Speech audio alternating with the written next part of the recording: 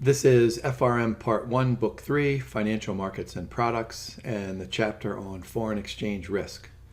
Now, this chapter is going to extend the discussion that we've been having for multiple chapters and answers the question, what happens to valuations, what happens to risk as we extend this into the international arena? So we're worried about the changing values of currencies and how those things affect our financial decision making. It's a relatively short chapter, and it's also a relatively easy chapter as well. So let's look at the learning objectives. We're going to do some calculations here. So we need to know about foreign exchange exposure. We need to know about net exposure and some potential dollar gains or losses. We'll look at some trading activities and then take a look at a balance sheet hedging using forward contracts, which is very, very basic. Then we'll talk about some parity conditions, and of course, we seem to talk about diversification pretty regularly. So let's start with something really basic, types of foreign exchange quotes. Now, I always tell my students to put a currency in the numerator and put a currency in the denominator whenever they're trying to convert from one currency to another. And so here's the quote. It always appears as A given B, or A divided by B, or A slash B. A and B, of course, are different currencies. All right, so the currency in the numerator is known as the base currency, while the currency in the denominator, or to the right of the divided sign, is known as the quote currency. I always call it the currency of interest to my students. So these can be direct or indirect. Let's take a look at the direct quote here first. A condition under which the domestic currency is the quoted currency. So a direct quote would be Canadian dollars in the numerator, US dollars in the denominator. And so USD 0.79, that implies that it takes 0.79 US dollars, or 79 cents, to buy 1 Canadian dollar. The indirect quote, of course, would just be the inverse. And so that 1/x button on your calculator is probably pretty useful here. And so if you hit the inverse button, you get the 127, and that's going to give you the indirect quote. Now, of course, financial institutions, global financial institutions in particular, have items on the left-hand side of their balance sheet and items on the right-hand side of their balance sheet. And of course, some of these are going to be denominated in currencies other than the domestic currency. So we need to try to figure out how we can compute this foreign exchange exposure. I mean, let's think about a financial institution a U.S. financial institution that has an asset in Saskatchewan for, let's say, 100 million Canadian dollars, and a liability in Quebec for 100 million Canadian dollars. So you might look at that just on the surface and say, wow, that bank has lots and lots of foreign exchange exposure. But because one account is an asset and one account is a liability, they'll probably cancel each other out over time. So notice what I have in the second block point there. Buys and sells offset one another, so the net exposure may actually be quite small. So here's a good formula for net exposure. We're going to take this, the difference between the foreign exchange assets and the foreign exchange liabilities. So we'll call that net foreign exchange assets. And then we're going to take the difference between the foreign exchange bought and sold and call that net foreign exchange bought. All right, so a positive net exposure implies that the bank is net long in that currency, which means it holds more assets than liabilities in that currency. So of course, it's virtually impossible for that net exposure to be somewhere around zero, right? Now, it might be zero at some point, but that's only going to be zero when it's swinging like this or swinging like that. All right, so how can you reduce this foreign exchange risk? How can financial institutions reduce this currency risk? And they can do it a number of ways. Matching is a really good way, and then using forward contracts is another good way, and plus lots and lots of other derivatives. But a lot of times these financial institutions would like to manage their foreign exchange exposure at a really minimum or a basic level. And so the matching and the forward contracts are the way to do this.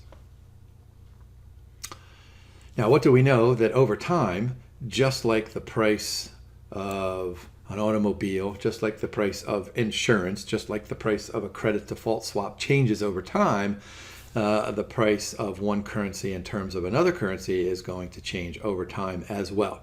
We call this appreciation and depreciation. All right, so let's take a look at a quick example here. The appreciation of a country's currency. So a stronger currency has two implications. So the country's goods are more expensive for foreign buyers because these foreign buyers then they're converting their weakening currency into a stronger currency. So they're getting fewer of country A's currency. So the goods are going to be more expensive.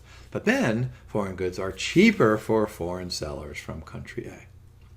All right, so when a country's currency appreciates, foreign manufacturers finds it easier. Of course, it's more profitable to sell their merchandise to their domestic customers. Take a look at some math here in an example. Let's suppose that the exchange rate between US dollar and the British pound is US dollar 1.9 per Great British Pound. All right, so that's February 7th. And then a month later, on March 7th, it is now 1.33. All right, so it used to take 1.29. Now it takes 1.33 US dollars to buy that same British pound. This must mean that the dollar is worth less. Not worthless, not one word, but worth less. So we say the US dollar has depreciated, which must mean that the British pound has appreciated. All right, so we have a changing value of the currency, but we have an asset that costs the same 35,000 US dollars over the entire period. Let's suppose that it's some automobile. All right, so there's the first question: has it appreciated or depreciated? We already answered that question, but now what's happened? It's going to be a lot cheaper for a British consumer to buy that car on March 7th. Than it was on February 7th. And here's some of the math there.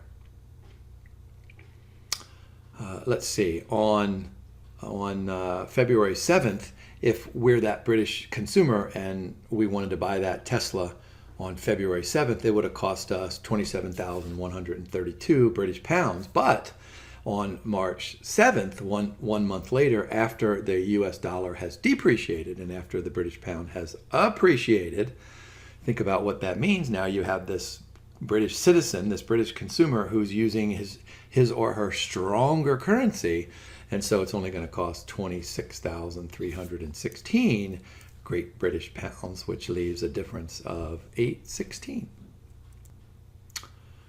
How about a discussion on types of foreign exchange trading activities? So remember, we're always thinking like a financial institution. So what we're going to do is we're going to provide our customers the opportunity to participate in international commercial trade transactions.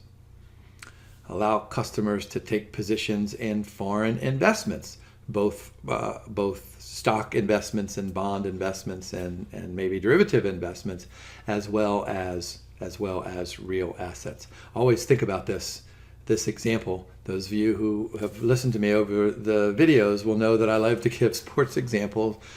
Since we just had the U.S. Men's Golf Open at Pebble Beach, this was a golf course, a piece of property, a beautiful piece of property out on the West Coast that was owned by a foreign entity, and they just sold it to a group of U.S. investors. So make sure you get this straight, that of course there can be these financial investments, but they can also be physical, like golf property or a building or a post office.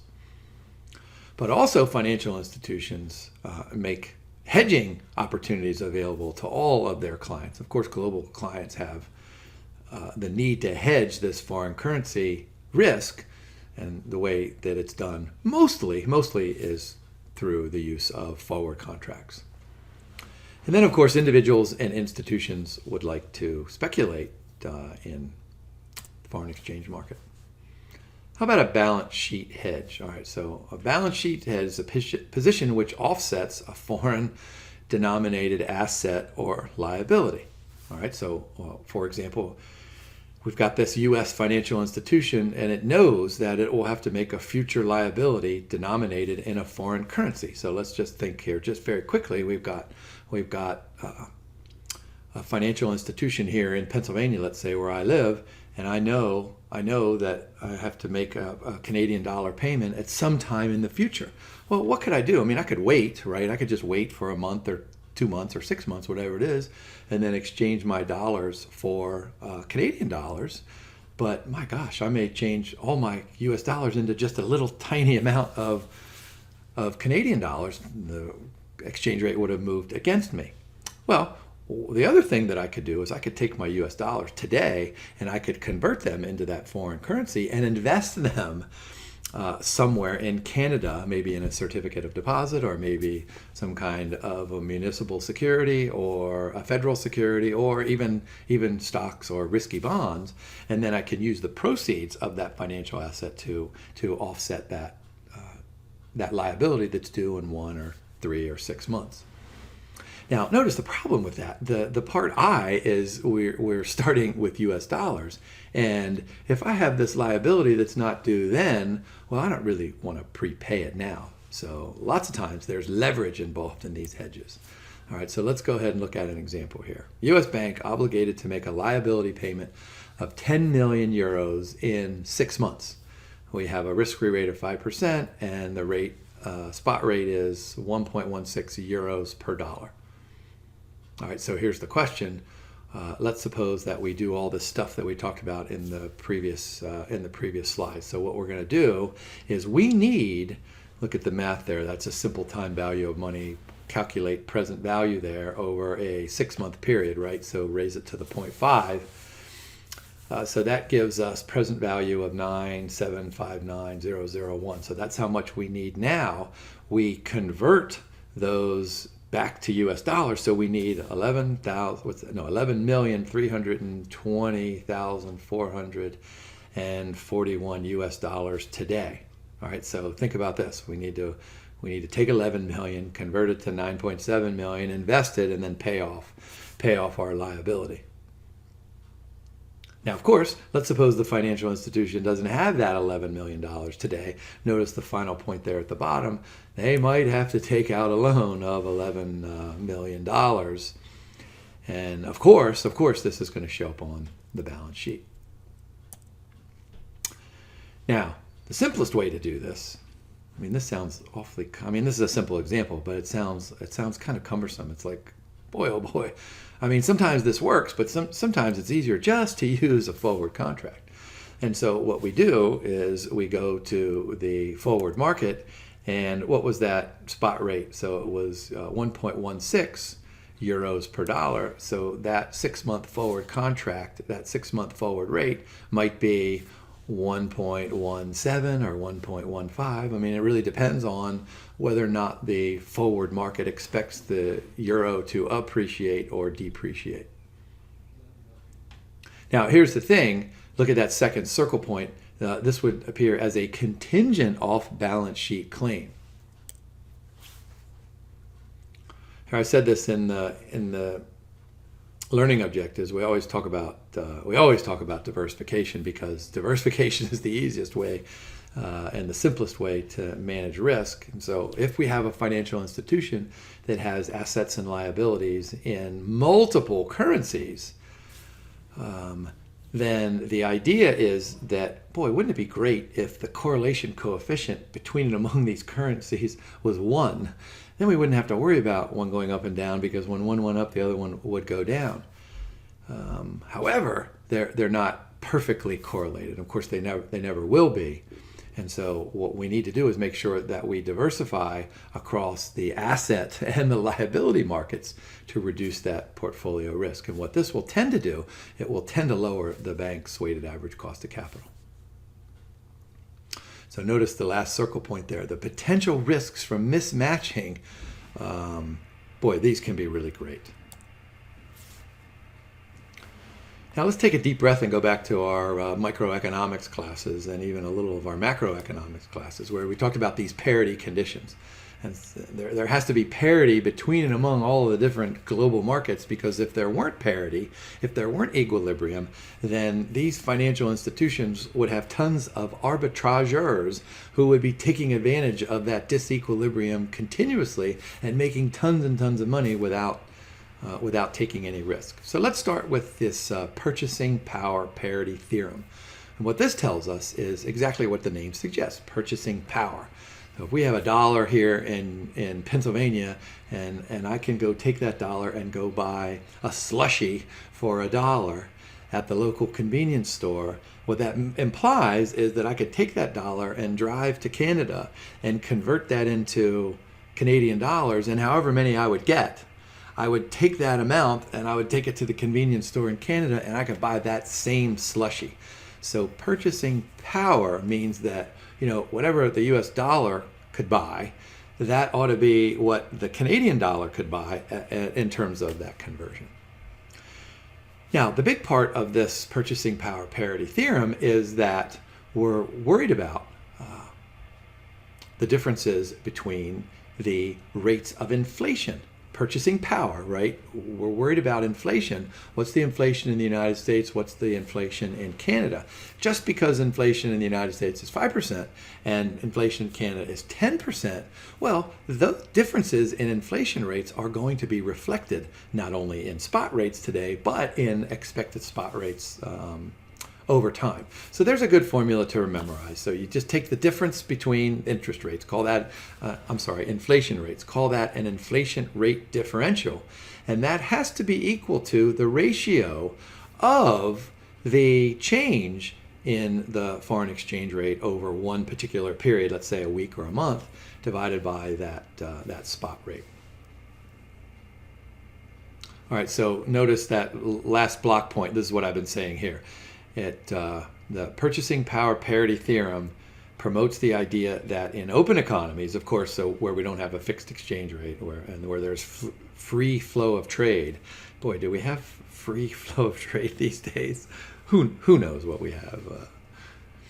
Differences in prices drive these trade flows and the demand and the supply of and for these currencies. I mean, let's face it here. If I were in the United States and I could take my $100 and I could get 1% if I took it down to the bank, or I could convert that. Let's just suppose I convert it to 100 Canadian dollars and I could get, let's say, 10%. And so at the end of that year, I have 110 Canadian dollars. And if I could sign a forward contract to get me back to, let's say, 120 US dollars, oh my gosh, think about what that means, right? So this purchasing power parity theorem suggests that the inflation rate between two countries and the changing of the spot rate over time is going to reflect those differences. Quick example here. We've got US dollar 1.3 per Great British pound. We have inflation in Britain of 8%, inflation in US of 2%. And so what 8 minus 2, right, or 2 minus 8, that's 6%. And what that means then that if we're solving for, let me go back here just really quickly, if we're solving for that first numerator on the right-hand side of the equal sign, what we're going to do is come up with a minus 0.078, and that must mean that it's going to cost 7.8 cents, right? It's 0.078 US dollars less to receive that pound. Now, how about interest rate parity? So this is built on purchasing power parity. Instead of using inflation rates, we're going to use nominal interest rates. And so I want you to think about our discussion on some derivative contracts that we've talked about in previous chapters, where the forward price or the forward rate is always a future value.